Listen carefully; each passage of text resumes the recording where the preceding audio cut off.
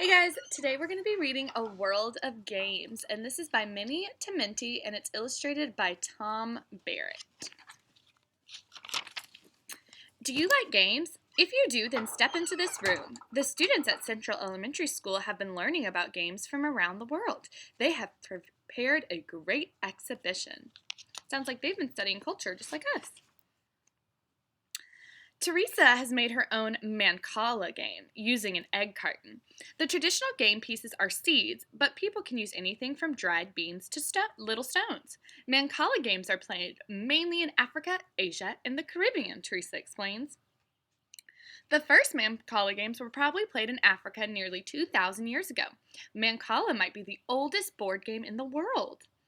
Mancala is a counting game for two players. The players take turns picking up seeds and dropping them one at a time into the bins. The goal is to capture the most seeds. Mancala seems easy to learn, but experts spend years learning how to play it well. I like playing Mancala because it takes skill, not luck, says Teresa. Another board game comes from India. It is called Pachie Z. Elena and Chris have a Pachie Z board from India. It is made of cloth. The sewn pattern is a cross around a square. Each player races 4 colored pieces around the board to get home to the square in the middle, explains Elena. Chris holds up a few small shells. These are cowrie shells. They are like dice, he says. In a traditional Indian game, 6 cowrie shells were tossed for each turn. That way the shells landed shows the number of steps to move on the board. Elena says hundreds of years ago, the rulers of India played a life-size Pachie Z game. The game boards were specifically designed floors in the rulers' palaces. Servants in colorful clothing acted as the playing pieces. Over time, the Indian game spread to other lands.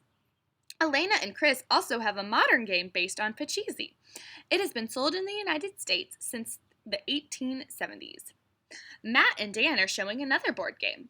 The playing pieces are black and white stones. This game was invented in China many hundreds of years ago, Matt explains. Then the game spread to Korea and Japan. In Japan, the game is called Go.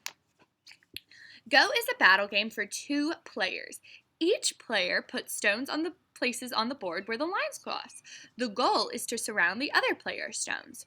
So it is a game of planning and skill. In the past, special schools in Japan trained players in the game of Go. Today, Go is still important in Japan. Try to put your hand through the string, Julie calls out. String is looped around her hands. Okay, I'll try, says Mr. Ling.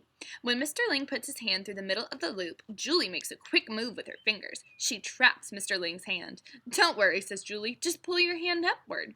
Mr. Ling obeys, and Julie's fingers move quickly. The string turns into a simple loop. Mr. Ling's hand is free.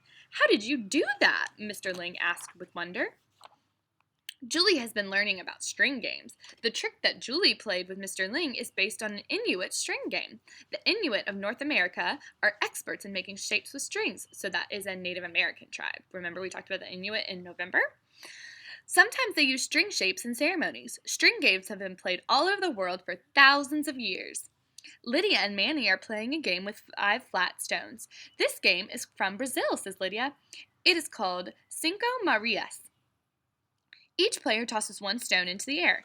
The players try to pick up as many stones from the table as they can, but they also must catch the toss stone. This kind of game is played all over the world, says Manny. In the United States, it's played with a ball and is called jacks. Do you know a traditional game? What would you like to learn more about?